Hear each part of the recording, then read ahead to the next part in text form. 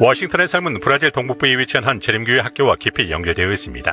그는 태어날 때부터 이 학교의 사명에 동참해왔습니다. 워싱턴은 1959년 이 삼육학교의 교정에서 태어났습니다. 학교 안에서 걸음마를 배웠고 어린 시절을 보냈으며 신앙도 배웠습니다. 워싱턴에게 있어서 학교는 단순히 배우는 장소가 아니라 고향과도 같았습니다. 그의 아버지는 학교의 설립자 중 한 명이자 1943년도에 최초 졸업생이었습니다. 워싱턴 또한 이 학교를 졸업한 후 학교 인근의 레시피시에서 가족과 함께 성공적인 삶을 꾸렸습니다. 아들 이고르가 태어났을 때 워싱턴은 아들도 그 학교에서 학문과 신앙을 배울 것으로 기대했습니다. 하지만 그 꿈은 물에 휩쓸려 거의 사라질 뻔했습니다. 2000년에 발생한 커다란 홍수는 브라질 동북부의 이 학교를 휩쓸었습니다. 워싱턴은 큰 충격을 받았지만 믿음을 잃지 않았습니다. 그는 그 지역의 신앙교육 사업이 반드시 회복될 것을 믿었습니다. 정말 슬펐어요. 제가 태어나고 첫 교육을 받은 곳이니까요. 학교의 교훈은 영원을 위한 교육이었는데 홍수로 모든 것이 잠긴 걸 보며 가슴 깊은 곳에 큰 아픔이 밀려왔습니다. 몇 년 후 그는 학교가 다시 세워질 것이라는 기쁜 소식을 들었습니다.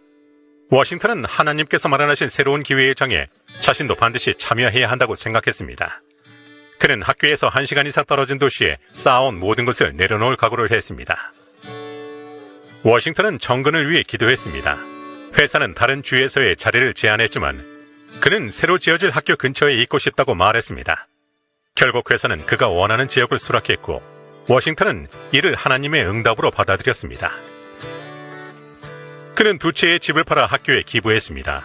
또 학비를 감당하지 못하는 학생들을 위해 장학금도 쾌척했습니다.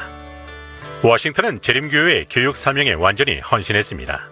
드디어 2014년 페르남부코 삼육중고등학교가 문을 열었습니다. 그리고 그 문을 처음 통과한 학생은 바로 워싱턴의 아들 이고르였습니다.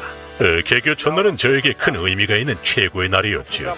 저는 출근하기도 전에 학교부터 가서 사진도 찍고 영상도 촬영했어요.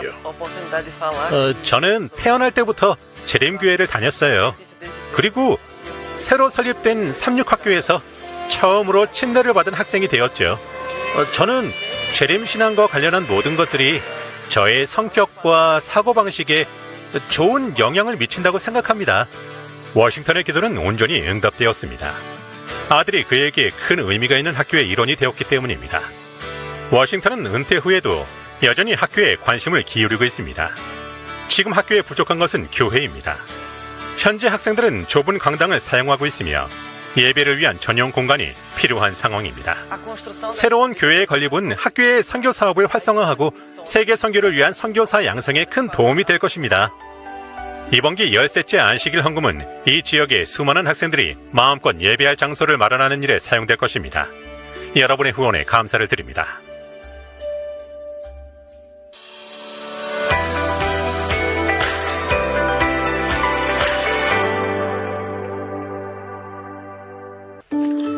알바로와 나탈리아는 3살 난 딸 카탈리나와 함께 칠레에서 살고 있었습니다. 재림교인인 알바로는 치과 의사로 일했고 나탈리아 또한 재림교회 대학에서 물리치료사로 근무했습니다. 그들은 훌륭한 직업과 행복한 결혼 생활을 누리고 있었습니다. 그러던 어느 안식일 대학교에서 예배를 드리던 중 그들은 자원봉사 선교사에 관한 설교를 들었습니다. 하나님께서 정말 우리 가족을 사용하실 수 있을까? 그들은 자문했습니다. 주님이 정말 우리에게 직접 말씀하시는 것 같았어요. 그 순간 서로를 바라볼 때 앞으로 나아갈 길이 보였지요. 우리는 반드시 그 부르심에 순종해야 한다고 확신했어요. 선교사를 지원한 지 불과 2주 후 그들은 지구상 가장 외딴 곳에 속하는 이스터 섬에 도착했습니다. 부족한 음식과 언어의 장벽은 삶을 더 어렵게 만들었습니다. 현지인들은 외부인들을 경계했고 교회에는 고령의 신자 10명밖에 없었습니다. 섬에 도착한 후 이렇게 말했던 기억이 나요. 과연 우리가 옳은 결정을 한 걸까? 도시 생활에 익숙했던 저희에게 아주 생소한 삶이었으니까요. 자동차가 아니라 자전거를 타고 이동해야 했지요. 하지만 알바로와 나탈리아는 포기하지 않았습니다. 이웃들을 방문하고 성경 공부를 진행하며 패스파인더와 어드벤처러 클럽도 시작했습니다. 아이들이 모이기 시작했고 25명으로 시작한 클럽이 95명이 되었습니다. 한 아이는 어머니와 함께 침례도 받았습니다. 연말이 되어 본토로 돌아갈 준비를 할 무렵 교회는 번성했고 훈련된 현지 지도자들이 사역을 이어갈 준비가 되어 있었습니다. 우리는 다른 사람이 되어 돌아왔어요. 같은 직장과 같은 삶으로 돌아왔지만 우리의 속사람은 완전히 달라져 있었지요. 그들은 선교사가 될 계획이 없었습니다. 하지만 하나님께서는 이 부부와 이스터 섬을 영원히 변화시킬 놀라운 계획을 가지고 계셨습니다. 힘든 순간이 있지요. 분명히 있습니다. 때로는 울기도 하고 웃기도 합니다. 그러나 모든 것을 주님의 손에 맡기고 겸손하게 순종할 때 주님은 이미 우리 앞에 모든 길을 열어주십니다. 그러니 우리는 담대하게 나아가야 합니다. 이번 기 10셋째 안식일 헌금은 칠레의 삼육대학에서 알바로와 나탈리아처럼 하나님의 부르심을 따라 어디든 갈 준비가 된 선교사들을 양성하고 준비시키는 데 사용될 것입니다.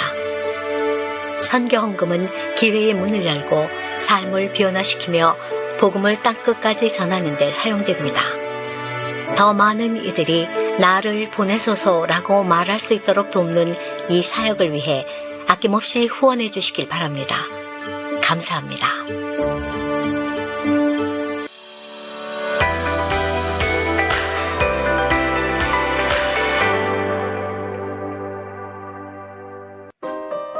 그건 정말 불공평했어요. 매주 금요일 저녁마다 다프네의 엄마와 다른 어른들은 이웃집에 모여 예수님에 대해 이야기했거든요. 그런데 아이들끼리 모여 예수님에 대해 이야기하는 모임은 없었어요. 10살 다프네와 13살 언니인 이사도라는 브라질에 있는 집 소파에 앉아서 불공평한 상황에 관한 이야기를 나눴어요. 그러던 중 좋은 생각이 떠올랐어요. 자매는 다른 방에 있던 엄마에게 달려갔어요. 엄마, 다프네가 물었어요. 예수님 이야기를 나누는 어린이 모임을 만들어도 돼요? 엄마는 미소를 지으며 말씀하셨어요. 정말 좋은 생각이야. 다프네와 이사도라는 바로 일을 시작했어요. 소파로 돌아와 모임에 관한 아이디어를 적었어요. 일주일 내내 프로그램 계획을 세웠답니다.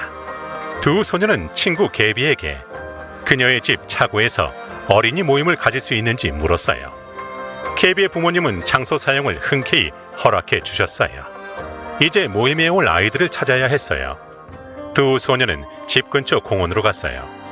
그리고 벤치에 앉아 이야기하는 여러 소녀들에게 다가가 초대를 했어요. 소피아라는 소녀는 보통 금요일 저녁이면 집에 혼자 있어 지루하다고 말했지요. 소피아는 게비를 알고 있었고 기쁘게 초대를 받아들였어요. 다프네는 소피아의 친구들도 초대했어요. 다프네와 이사도라는 공원에서 만난 모든 아이들을 초대했어요. 초대를 들은 아이들은 모두 참석할 의사를 보였답니다. 드디어 금요일 저녁 공원에 있던 모든 아이들이 게비의 차고에 모였어요. 다프네는 소피아를 포함한 25명의 아이들을 보고 놀라며 기뻐했어요. 다프네가 환영 인사를 했어요. 오늘이 금요일 저녁이라서 정말 기뻐. 이미 안식일이 시작됐거든. 아이들은 어리둥절했어요. 어떻게 오늘이 안식일이야? 소피아가 물었어요. 그건 다프네가 바랐던 바로 그 반응이었어요. 다프네는 금요일 해질녘부터 토요일 해질녘까지 이어지는 성경의 안식일에 대해 설명했어요. 그리고 모든 아이들은 하나님이 세상을 창조하신 후 안식일에 쉬셨다는 성경 구절을 읽었어요. 또한 안식일을 기억하여 거룩히 지키라는 넷째 계명도 읽었지요. 성경 공부를 마친 후 다프네와 언니는 구아바 망고 주스와 함께 팝콘을 대접했어요.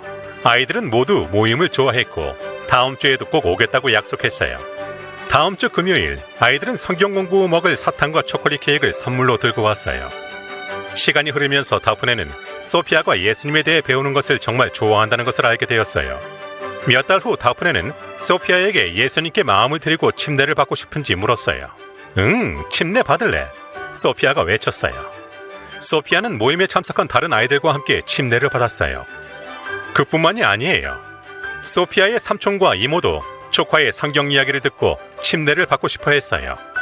다프네는 너무 기뻤답니다. 이번 기 13째 안식일 헌금의 일부는 브라질의 많은 사람들이 예수님을 알게 되도록 돕는 일에 사용됩니다. 또한 헌금의 일부는 다프네가 사는 브라질 지역에 위치한 페르남부코 36학교의 어린이 교회를 개척하는 데 사용될 예정입니다. 이 중요한 사업을 위해 아낌없는 헌금을 계획해 주셔서 감사합니다.